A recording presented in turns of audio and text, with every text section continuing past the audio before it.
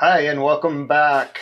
Instant Value Handicapping is back. That's the name of this video series. The term comes from my book, The Punter's Tale, which helps you identify false favorites in races. We took a little break to cover the Kentucky Derby, but we are back to Instant Value Handicapping this week. We're going down to a state that has been very good to us, Louisiana. We're going to go to Evangeline Downs. Last time we were looking at races in Louisiana was at the fairgrounds. We had 4 winners in 6 races and identified all 6 false favorites in those races successfully. But first, of course, I'd like to comment a little bit on the big Derby news that the Derby winner Medina Spirit tested positive for a banned race day substance. So the big question there is, was his victory a product of that drug use, or was it a product of his talent and Bob Baffert's talent as a trainer? I've been a Bob Baffert fan for a long time and have admired his success, and I'm kind of on the fence in this one, so I'd like to present 2 possible explanations for the result of the Kentucky Derby with Medina Spirit going wire to wire.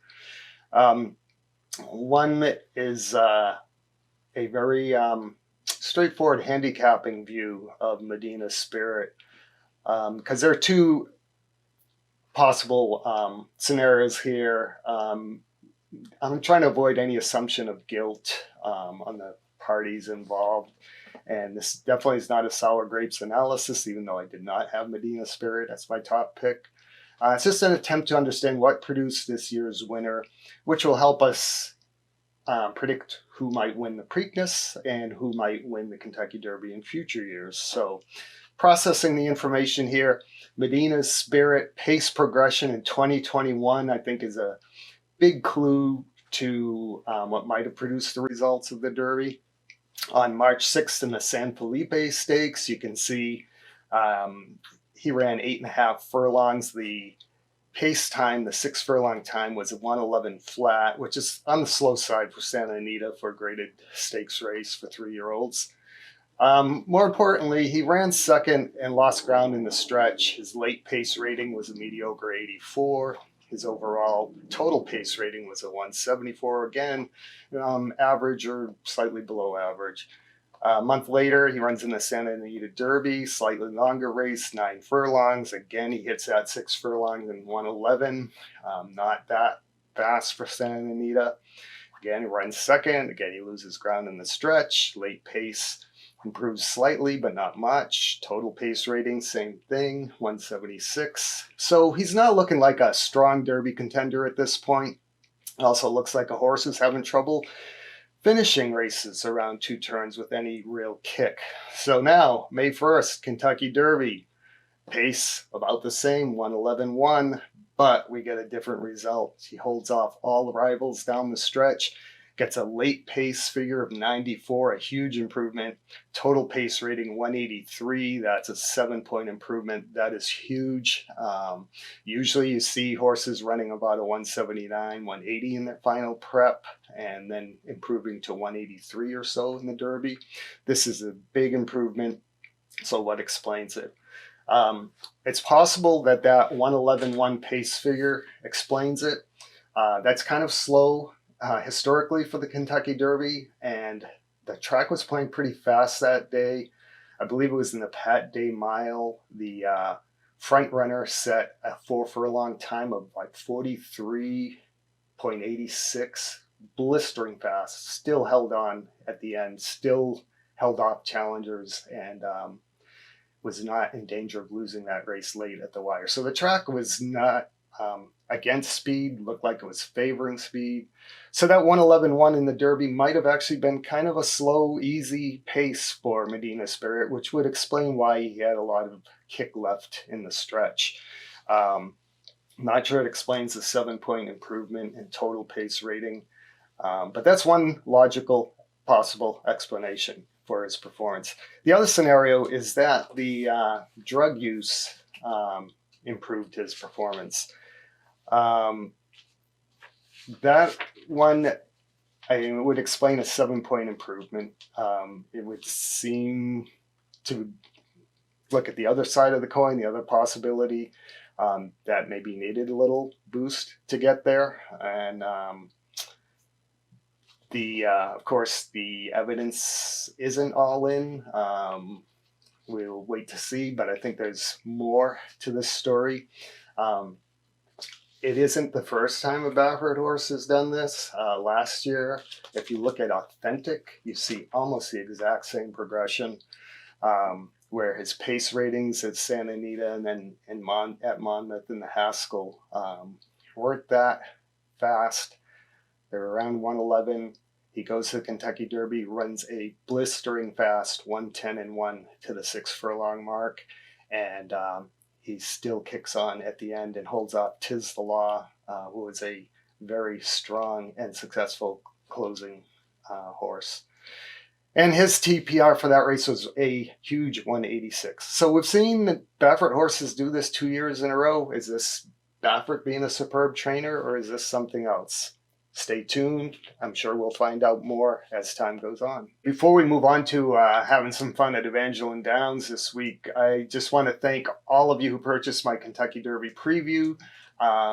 Was wrong this year. I had Hot Rod Charlie as my top pick, but I was right about Essential Quality. Received some flack for the video I did, 4 reasons to bet against Essential Quality. But we saw that play out pretty much as I predicted, both in that video and in my Kentucky Derby preview. The other thing I got right was my third pick was Midnight Bourbon. He qualified for the gold standard, but he had a major flaw that I pointed out in my Derby preview. All of his races, or almost all of them, around 2 turns, he was weakening in the stretch.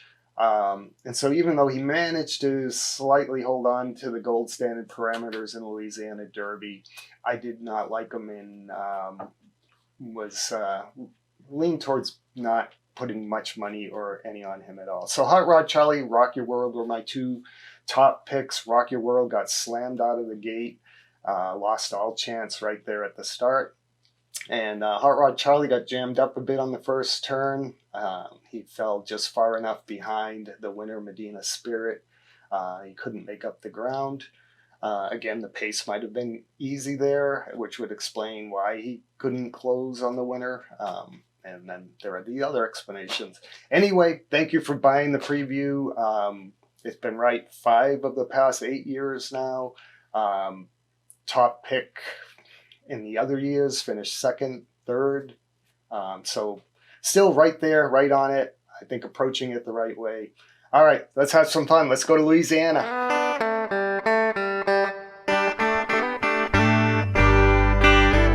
So at Evangeline Downs, we have false favorites in the 2nd race and the 4th. Let's look at the 2nd race. It's a 6 furlong sprint for pretty much bottom of the barrel claimers, state bred.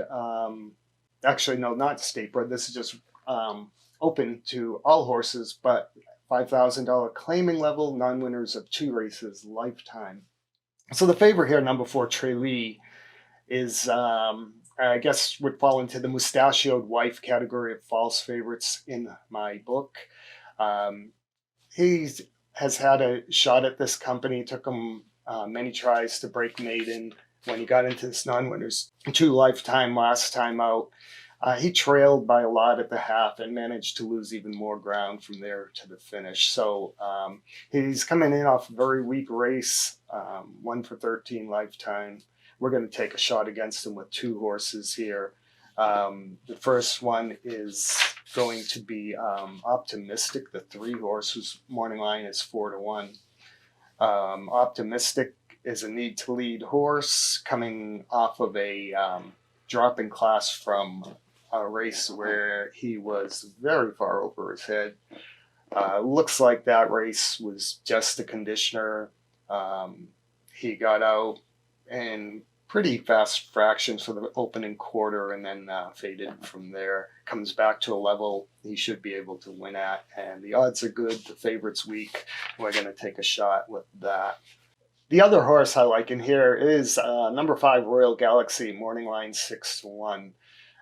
Two of his best races have come off of layoffs. If you go back to his Evangeline Downs races, his interior fractions for 4 furlongs, 5 furlongs are among the fastest in this field. And if he comes back to that off the layoff, he should be a contender here. The odds are good.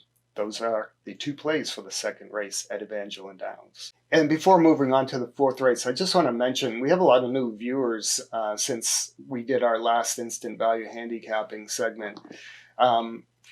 This view of the races comes from my book, The Punter's Tale. So we're doing a live play out to see how well those methods work when you're actually really betting on them and making the picks ahead of time. The 10-week review that we did showed that we had an 85% accuracy rate in identifying false favorites. That is phenomenal. That means you're betting into races where the favorite wins only about 15% of the time instead of the usual 36% of the time. That means you've got a better chance of picking a long shot. Overall, you're going to get better win prices and lose less often to the favorite. So that's what we're doing here. And we've got another one in the fourth race at Evangeline Downs. Matt's Pride, number 1, the favorite, 2-1 morning line, we see as a false favorite. The two horses we're going to use against him are number 5, Heather Divine at 6-1 morning line, and number 8, Film Study, 8-1 morning line. So finally 2 long shots there. First, the reason for betting against the favorite.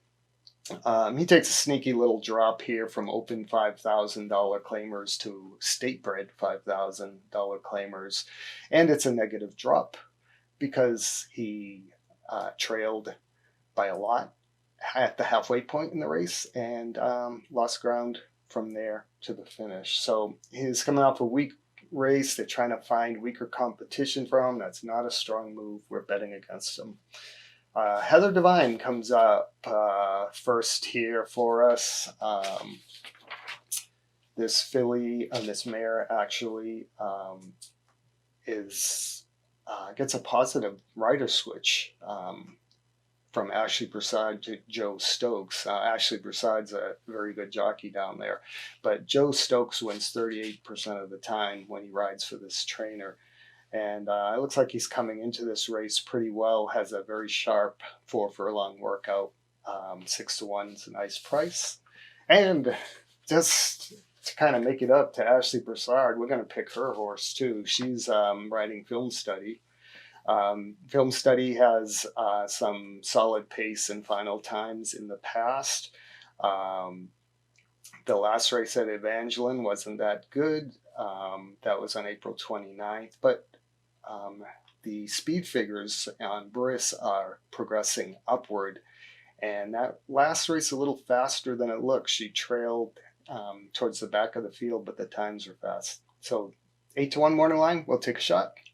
And reminder before we go that we will be selling these false favorite reports for Saturdays now on lazybettorusa.com. So look for that. They're going to be a quick and affordable tool you can use to evaluate the races. We'll have Evangeline Downs up for Saturday, so you can continue rollicking on the bayou with us. And we'll also have Belmont Park up there on Saturday. If I have time, I'll try to do the Pimlico races, including the Preakness. But we'll definitely have Evangeline and Belmont. lazybettorusa.com. Thank you for watching. Hit like, hit subscribe, do it all. Thanks. Bye.